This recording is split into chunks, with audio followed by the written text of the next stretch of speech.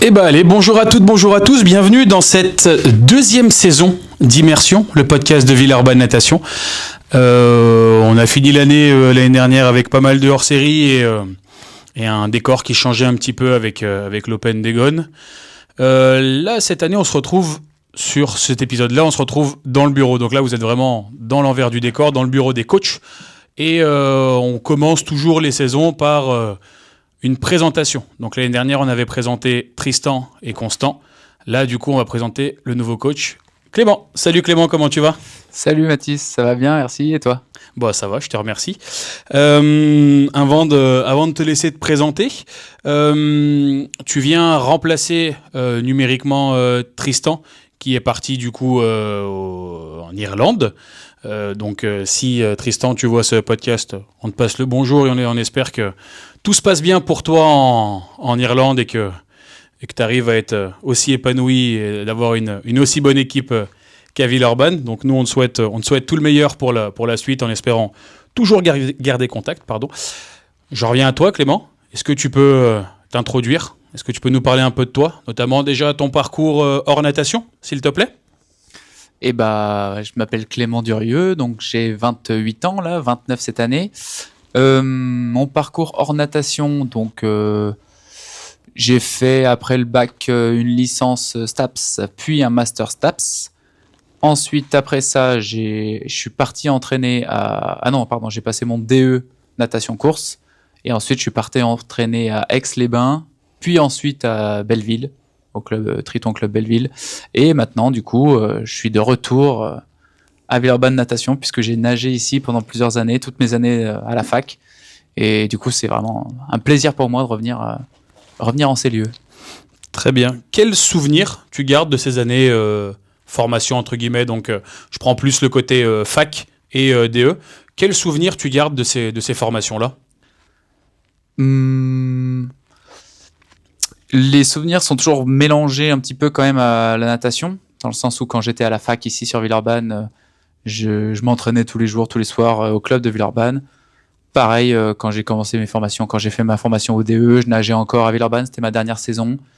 Et donc c'était à la fois du boulot à la fac, à apprendre des nouvelles choses, toujours à chaque fois très intéressantes, mais surtout aussi des entraînements de natation très réguliers, très quotidiens, que j'oublie pas, que c'est des très bons souvenirs. Très bien. Maintenant que tu es un peu plus dans le rôle de coach, est-ce que toute ta formation, notamment DE et STAPS, est-ce que tu as vraiment eu du contenu pertinent pendant la formation, ou alors le plus de choses que tu as apprises, c'est des choses qui sont venues au bord du bassin et en du coup pratiquant ? J'allais dire 50-50, mais non, c'est peut-être pas 50-50 quand même.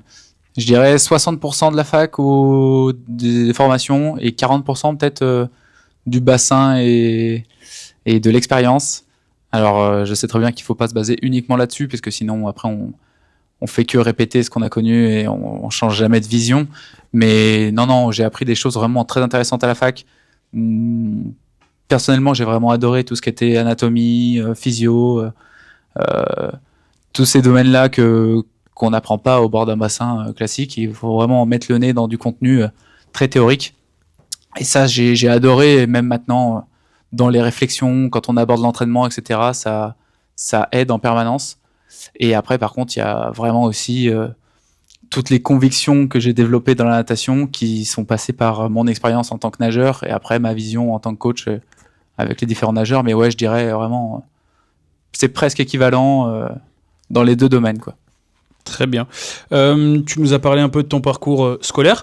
En termes de coaching, qu'est-ce que tu as eu, toi, comme groupe à ta charge ? Tu disais que tu étais passé par Aix-les-Bains, tu es passé par Belleville, maintenant tu es à Villeurbanne.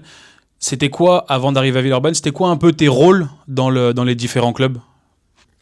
Alors, à Aix-les-Bains, donc le premier club où j'ai travaillé à plein temps, j'avais pour responsabilité tous les groupes compétition. Donc, j'avais les avenirs, j'avais un groupe qui était ensemble Benjamin Junior. Donc là, c'était très dense avec des grosses différences de niveau. Et j'avais aussi des masters. Ils faisaient pas de compétition, mais j'avais aussi en charge des masters. Ensuite, à Belleville, j'ai eu uniquement les juniors. Donc là, un groupe plus restreint, avec moins de différence d'âge et de niveau. Et je travaillais aussi, bien sûr, sur les écoles de natte en parallèle dans les deux structures. Et là, aujourd'hui, j'arrive à Villeurbanne, du coup, sur le groupe junior. Donc, junior et promotionnel, mais c'est à peu près les mêmes, environ les mêmes catégories d'âge. Et j'ai quelques heures d'école de natation aussi. Donc, c'est des domaines que je connais, des catégories que j'ai déjà pratiquées. En tant que coach de haut niveau, de niveau qui cherche qui essaie d'aller chercher de l'excellence, est-ce que pour toi c'est important de garder ce pied-là dans l'école de natation? Je sais que ça fait pas énormément d'heures et c'est le plus haut niveau de l'école de natation, mais est-ce que de toi-même t'as demandé à avoir de l'école de natation? Alors moi, non, je l'ai pas demandé, mais je trouve ça vraiment pertinent d'en garder parce que ça passe toujours par la formation. Déjà, si on veut du monde dans nos groupes compétition, que ce soit Avenir, Benjamin, Junior ou même au-dessus, il faut qu'on ait une base de formation et que ça amène à ça. Mais surtout, ça amène tout le temps des remises en question et de la réflexion sur juste des bases où on se dit ça, on sait faire, je peux l'apprendre à quelqu'un très rapidement. Puis en fait, on rencontre tout le temps des nouveaux problèmes, des nouvelles problématiques face à des nouveaux pratiquants. Et ça remet toujours en question. Et cette gymnastique, je pense qu'elle est essentielle parce qu'au final, c'est exactement la même chose dans nos groupes compétition. Quand on rencontre une problématique, qu'on est bloqué sur quelque chose, c'est la même gymnastique à réfléchir à comment est-ce qu'on va lui apporter quelque chose, comment est-ce qu'on va le transformer, avec quel exercice, quelle situation va l'amener à comprendre ce qui lui manque pour que ça débloque. Ça marche. On a beaucoup parlé de ton parcours en tant que personne, en tant que coach. On va parler maintenant un peu de ton parcours en tant que nageur. Est-ce que tu peux nous en parler un peu plus? Oui, sans problème. Alors, j'ai commencé la natation à l'âge de 10 ans. Avant ça, j'étais dans un petit village vers chez moi et je pratiquais un peu tous les sports. J'ai fait du taekwondo, du tennis, du foot pour être avec les copains. Mais j'ai jamais été vraiment bon dans ces domaines-là. Et quand j'ai découvert la natation, du coup, ça a été beaucoup plus simple pour moi. Je pense que j'avais des facilités dans ce sport. Et du coup, j'ai commencé en CM2. Du coup, je nageais à Rieux Natation. Rapidement, je suis passé dans les groupes compétition. J'ai monté un petit peu dans les groupes et j'ai découvert un peu tout cet univers-là. J'ai fait les championnats de France quand j'étais en Benjamin 2. À l'époque, c'était le trophée du Cienzins. Puis après, j'ai fait les championnats de France minimes et cadets chaque année quand j'étais à Rieux Natation. Et une fois que j'ai passé mon bac et que j'étais encore à Rieux, je suis venu en études supérieures sur Villeurbanne, à la fac ici à Ladois. Et du coup, je me suis entraîné à Villeurbanne Natation. Donc c'est vraiment mes deux grands clubs de cœur. Rieux, plus jeune, puis ensuite Villeurbanne. Et Villeurbanne, j'ai nagé pendant toutes mes années du coup de fac et d'études, donc mes 5 ans en tout. Et je me suis qualifié au N1 sur mes dernières années à la fac, donc c'était un bel accomplissement. Pour les puristes qui nous suivent, c'était quoi tes distances de prédilection et tes nages de prédilection? Ça a un petit peu varié, mais à la fin, là où je m'amusais le plus, c'était le 200 mètres 4 nages. Et mon meilleur chrono, c'était 2,8,91. Enfin, c'est 2,8,91. Toujours pas battu. Si je dis pas de bêtises, c'est toujours le record du club? Oui, c'était toujours le record du club, mais j'espère pouvoir amener quelqu'un rapidement à le battre. Ce sera un plaisir pour moi qu'un nageur le batte avec la manière. On leur souhaite. Complètement. Tu penses que dès cette année, il y a des profils qui sont capables de se rapprocher ou ça va être encore un peu compliqué?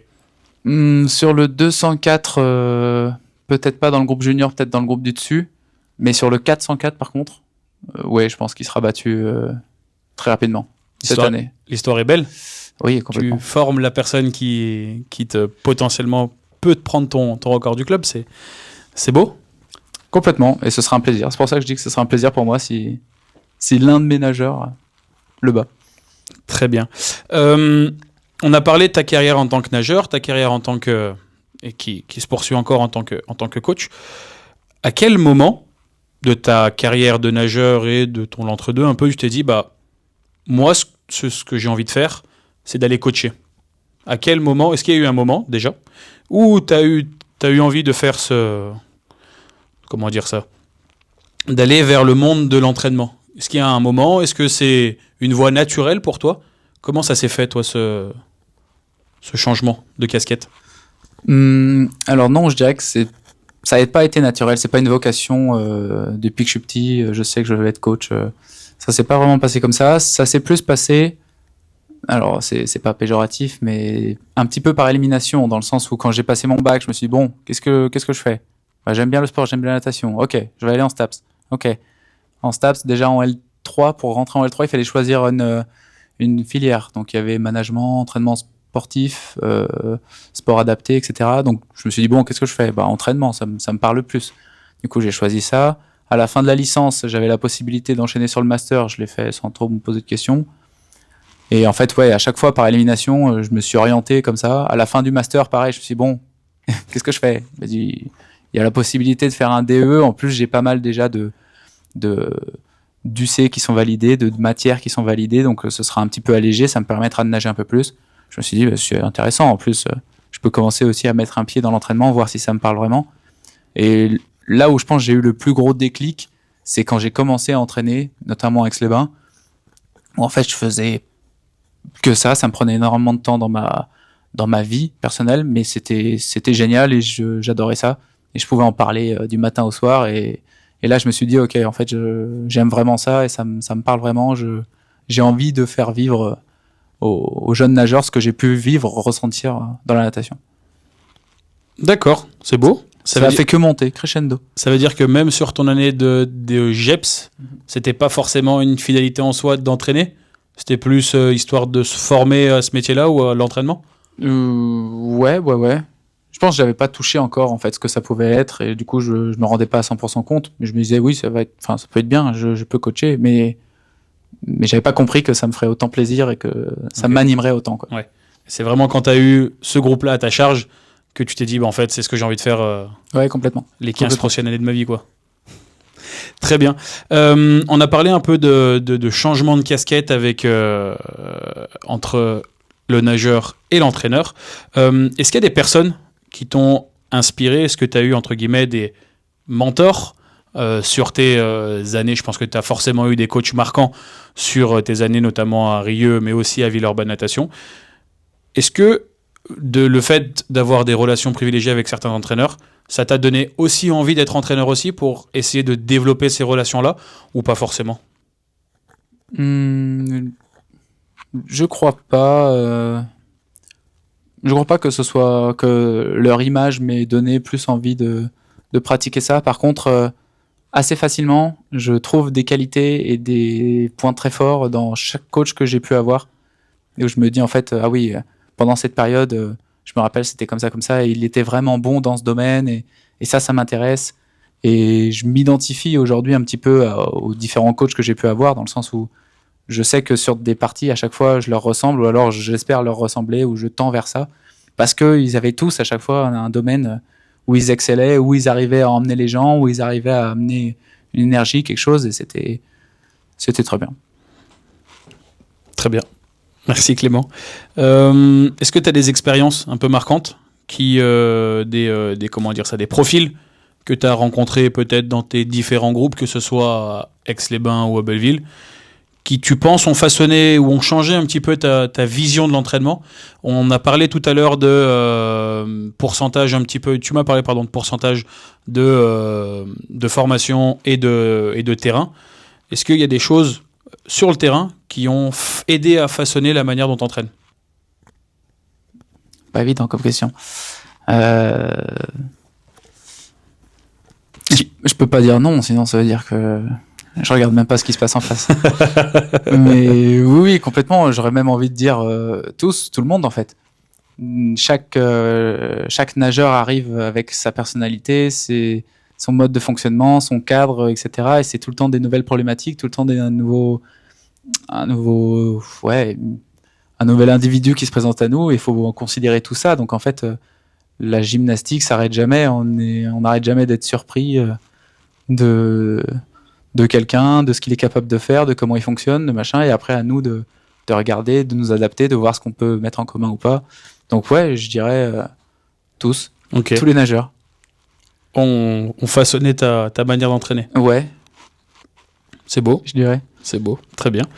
Tu viens de nous rejoindre, du coup, tu l'as dit tout à l'heure, du coup, au mois de septembre, là, du coup, que très récemment, à Villeurbanne Natation. Tu en as parlé un petit peu. Est-ce que tu peux nous redécrire un petit peu tes missions principales au sein du club, s'il te plaît ? Ouais, donc principalement, ce qui me prend le plus d'heures dans mon emploi du temps, ce sera l'entraînement du groupe junior. Donc globalement des nageurs qui ont entre 14 et 18 ans, donc en fin collège et le lycée.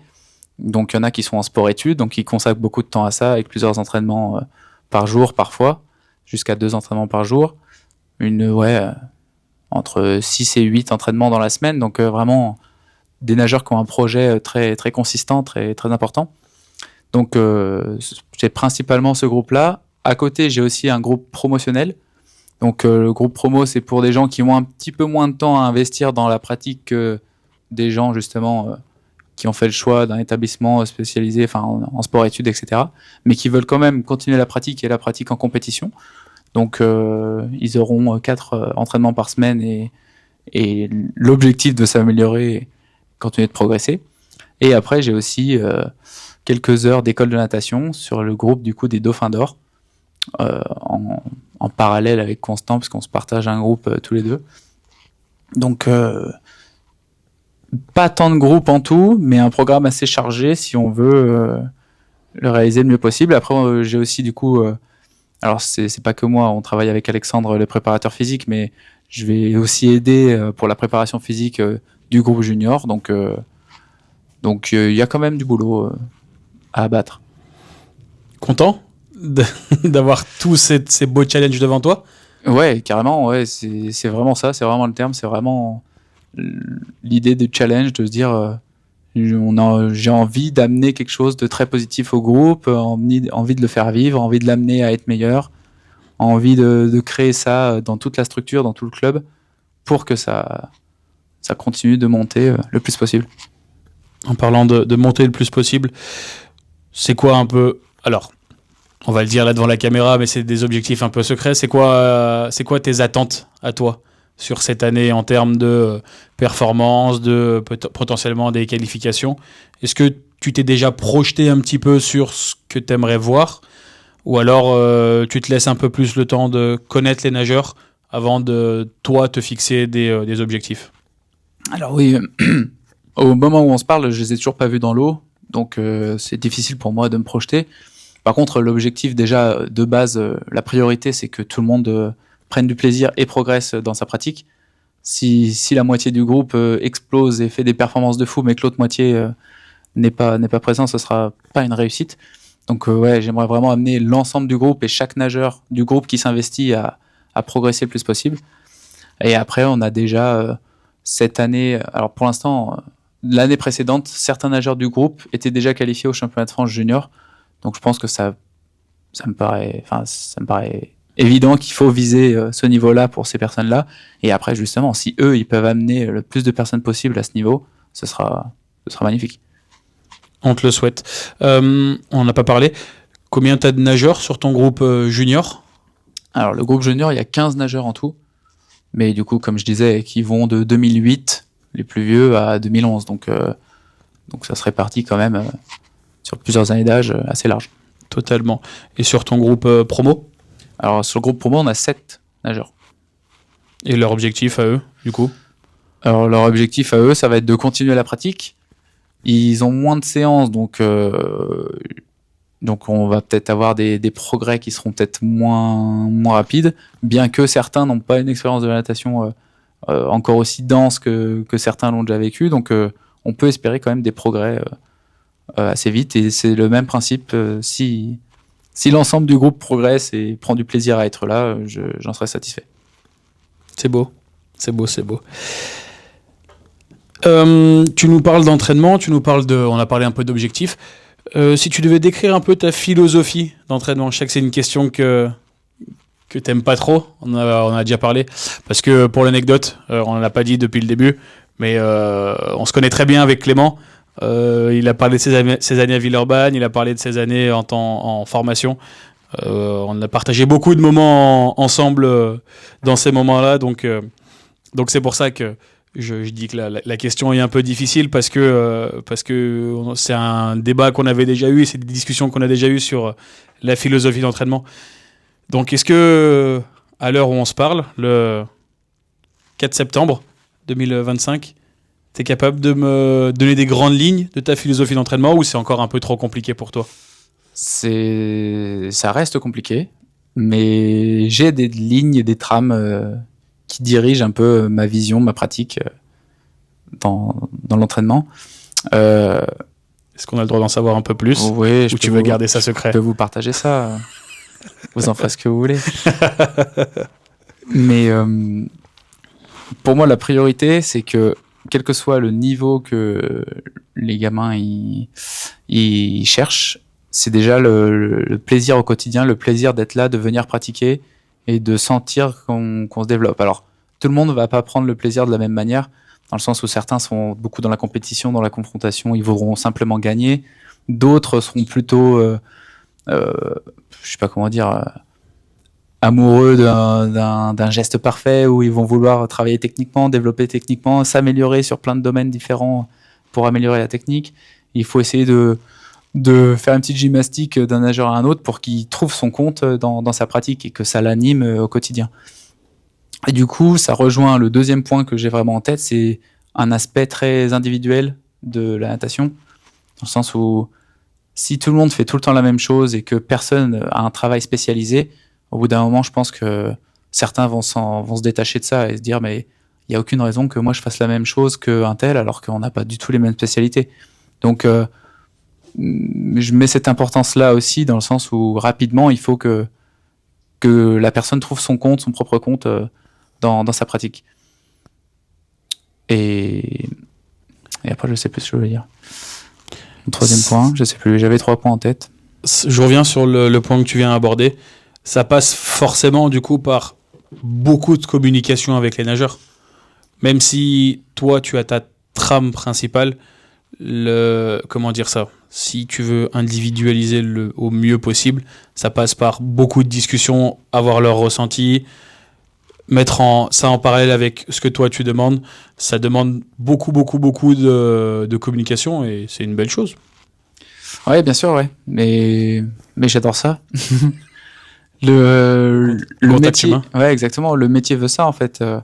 On n'est pas simplement face à des machines qui font ce qu'on leur dit et qui le font tout le temps à 100%. Il y aura tout le temps des besoins d'échanger sur des éléments, des besoins de revoir, de changer un petit peu parce qu'aujourd'hui ça va moins bien, ou alors justement aujourd'hui je suis particulièrement en forme, j'ai envie de tenter autre chose, tenter ça paraît plus dur mais je vais le faire. C'est de la relation avec les êtres humains et c'est un côté vraiment passionnant. Et j'ai retrouvé mon troisième point. Let's go. Mon troisième point que j'aimerais mettre en avant le plus possible, que j'ai peut-être moins fait les années d'avant dans mes anciens clubs, c'est vraiment de mettre en avant un aspect groupe. Mais du coup, c'est presque un peu contradictoire avec un aspect individualisation. Mais en fait, que l'énergie du groupe et l'investissement de chaque individu au sein du groupe crée vraiment quelque chose d'hyper dynamisant, hyper stimulant pour l'ensemble, et qu'en fait, on fait partie de tout ça, on fait partie de la même histoire, de la même aventure, et on va le faire tous ensemble. Et ouais, j'ai vraiment envie, en tout cas, de développer cette partie-là dans la pratique que j'ai envie de mener auprès des coachs. Auprès des nageurs, pardon. Pas de souci. D'accord. Du coup, ça passe aussi par... J'ai perdu mon mot aussi. On parle beaucoup de la natation en tant que sport individuel, mais je pense qu'on oublie aussi un petit peu l'aspect de groupe, que les nageurs soient aussi contents de venir à l'entraînement pour passer du temps aussi, même s'il n'y a pas énormément de temps d'échange lors de la séance, mais de passer du temps avec des personnes qu'elles apprécient. Et ça aussi, c'est important. Ça rend la pratique un peu plus vivante et un peu moins monotone. Oui, bien sûr. Et au final, on le voit dans beaucoup de groupes qui s'entraînent beaucoup dans les semaines. c'est que rapidement, en fait, on passe tellement de temps avec les mêmes personnes que ça devient le cercle d'amis le plus proche et ça devient les meilleurs amis. Et souvent, plusieurs années après, ça reste, même si on n'a pas travaillé au même endroit pendant plusieurs années, on est toujours resté en contact parce qu'on a vécu des choses, des liens forts se sont créés et ça perdure dans le temps. Donc, c'est clair. Ouais, des fois, les groupes ont une importance qu'il ne faut pas sous-estimer, je pense. Je pense aussi. Et puis le fait que ce soit, enfin, d'endurer des choses dures, je pense que ça soude aussi le groupe. Mais oui, c'est sûr. C'est une aventure de vie. Tu vis des victoires, tu vis des défaites, tu vis des réussites. Et puis, à un moment, c'est l'autre qui gagne. Et bah, t'es content pour lui parce que tu sais très bien qu'il y a un mois, c'était plus dur. Et c'est tout le temps comme ça. Donc, tu te réjouis pour tout le monde, ouais. C'est clair. On arrive à la partie anecdote. On va différencier nageur, entraîneur. Est-ce que tu as un meilleur souvenir en tant que nageur ? Là, comme ça, quand je te pose la question, est-ce que dans ta tête, il y a le switch qui se fait direct et que tu te dis, ah bah c'est ça et rien d'autre ? Oui, je pense que je l'ai, oui. Alors, il m'est très personnel parce que j'étais tout seul et c'est pas du tout un truc par équipe ou quoi. Donc, c'est très individualiste. Ça va à l'encontre de ce que je viens de dire juste avant. Il fait que se contredire, en fait. C'est pas manichéen. C'est pas tout noir ou tout blanc. Ouais. Mais je dirais que c'est un 100 mètres crawl en petit bassin à Montluçon. Je sais plus quelle année c'était exactement. Et je me souviens très bien du temps. C'était 53,05. Un temps que j'ai pas refait longtemps, pendant plusieurs années par la suite. Mais en fait, c'était la fin d'une compétition où j'avais beaucoup nagé. Je savais très bien que j'avais un état de forme qui était très bien. J'avais amélioré mes temps sur toutes les nages. J'avais déjà nagé un 100 crawl dans le relais. 53,9 j'avais fait dans un relais. Donc, j'étais déjà satisfait de ce 53,9 en relais. Et en fait, c'était un moment un petit peu suspendu, un petit peu moment de grâce. De plénitude, ouais. Ouais, à mon échelle. Hein. T'étais un peu dans la zone, comme on dit. Ouais, on peut dire ça, ouais. Et en fait, j'étais hyper calme, hyper posé, mais j'étais très serein et c'est très confiant. Il n'y avait pas du tout d'agressivité qui remontait, ou je suis pas parti au combat le couteau entre les dents, quoi. J'étais vraiment le plus calme, je savais ce que j'avais à faire, j'étais vraiment tranquille.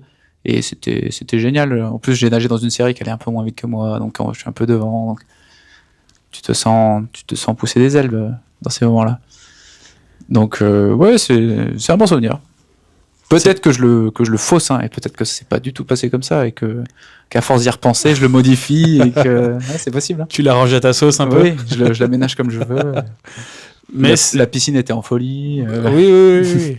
Des gens qui se sont battus en voyant ton temps. Hein. Ah bah. Mais c'est quand même le premier souvenir qui te vient en tête quand on demande des meilleurs souvenirs en natation. Ouais, je pense que c'était ça, là. Cet état un peu de... Je suis hyper serein, je sais ce qui va se passer, ne vous inquiétez pas. Ouais. Ça va le faire. Tu pouvais le prédire avant ? Tu allais nager vite ? Ouais, presque, ouais. Tu penses que tu aurais pu prédire ce temps-là ? Non, peut-être pas. C'était au-dessus de tes espérances ? Ouais, peut-être, ouais. J'avais fait 53,9 en relais, donc je m'attendais pas à faire 53,0. Mais c'était très bien. Il m'allait bien ce temps. Et est-ce que ce 100 mètres crawl a été un déclic pour toi ? Petit problème technique. On revient du coup. On avait pas mal avancé, mais on n'avait pas vu que la caméra s'était coupée. Donc on va essayer de reprendre. On avait un petit peu avancé. Il y avait le plus gros qui avait été dit. Du coup, je reviens sur ce 100 mètres crawl. Est-ce que ça a été un déclic pour toi ? Premièrement, est-ce que ça a été un état d'esprit que tu as recherché ensuite ? Vraiment ce sentiment de confiance, de calme, de plénitude. Et est-ce que derrière, tu t'es dit, tiens, ça me donne envie d'aller chercher un peu plus de haut niveau dans ma pratique ? Alors, pour la première partie, du coup, non, je suis pas trop retourné dans ces états-là de concentration ou de sensation, tout simplement parce que je pense que c'était vraiment à un instant T, tout un environnement qui faisait que c'était ça qui me correspondait, c'était ce qu'il me fallait à ce moment. Mais par la suite, j'ai pas recherché vraiment cet état-là. Peut-être que parfois il me fallait plus d'engagement, plus d'agressivité dans l'approche des courses. Donc j'ai pas vraiment recherché cet état-là.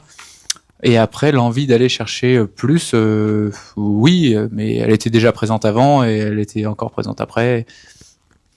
Toujours, j'ai toujours eu l'envie de me dire jusqu'où ça peut me mener, où est-ce que je peux aller, qu'est-ce que je peux arriver à faire. Et du coup, en fait, c'est jamais fini. Et quand on passe un échelon, on a direct l'idée d'après qui vient et ça s'arrête jamais. Donc, à la fois non et à la fois oui. On passe du coup sur ta casquette de coach. Quel a été du coup ton meilleur souvenir en natation en tant que coach? Alors, je dirais qu'il y en a plusieurs. Mais si je devais en choisir un seul, ce serait du coup la dernière compétition que j'ai faite avec le club du coup de Belleville quand on était au championnat de ligue à Clermont-Ferrand en juillet dernier.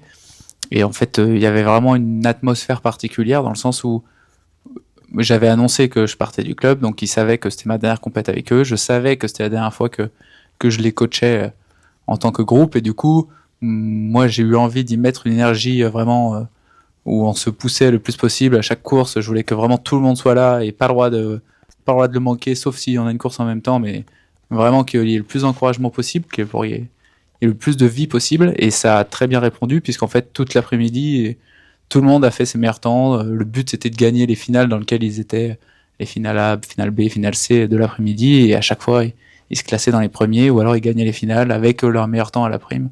Donc non, c'était vraiment une super énergie, et j'ai adoré ce moment-là.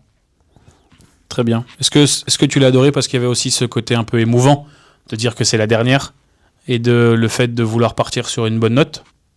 Oui, complètement, c'est sûr. Je pense que ça a contribué au moment. Moi, j'aurais pas réagi de la même manière si ça avait pas été la dernière. Je pense que peut-être eux non plus. Et je trouve que c'est plaisant de se dire que on a vécu des trucs qui étaient bien et on garde de très bons souvenirs et on va finir sur la meilleure note possible, finir en beauté pour célébrer ça. Donc oui, c'était beaucoup d'émotions et je leur ai dit à la fin que ça faisait partie de mes meilleurs souvenirs en tant que coach, ouais. Complètement. Et comment ils l'ont pris, ça? Est-ce que c'était content? Est-ce que ça a rajouté de l'émotion? Pas trop, je crois. Un peu indifférent? Un peu indifférent, mais j'ai fait part de ce que je pensais. Ça appelait pas à de l'émotion particulière plus d'émotion, derrière. Ouais. J'ai juste partagé ce que je ressentais, c'est tout. C'est beau. Merci Clément. On va arriver du coup à la fin de ce podcast. Est-ce que tu as un message à faire passer? Est-ce que tu as un coucou à passer? Est-ce que tu as des dédicaces à faire? Est-ce que tu as des choses à dire pour conclure ce podcast qui a été, ma foi, bien dense? Non, pas particulièrement. Non. Ça marche. Pas de souci. Eh ben, merci à vous de nous avoir suivis sur ce numéro d'Immersion, le podcast de Villeurbanne Natation. On est parti pour une deuxième saison. Donc n'hésitez pas, pareil sur YouTube, sur Spotify, sur toutes les différentes plateformes de streaming et d'écoute surtout. N'hésitez pas à vous abonner, mettre un petit like sur YouTube, mettre 5 étoiles sur Spotify. On l'a pas fait l'année dernière, mais c'est important. C'est important pour le référencement. Donc merci à vous de nous avoir suivis et bravo à vous si vous avez tenu jusque-là. Merci à toi Clément. Merci de m'avoir donné la parole. C'était un plaisir. C'est bizarre d'interviewer des personnes avec lesquelles on est proche, mais c'est un réel plaisir de t'avoir. Plaisir pour moi aussi. De t'avoir déjà dans ce podcast, mais aussi au club. Donc j'espère que l'année sera bonne et que tout le monde y trouvera son compte. J'espère aussi. En tout cas, je ferai tout pour. Oh, c'est beau. Ciao. Ciao.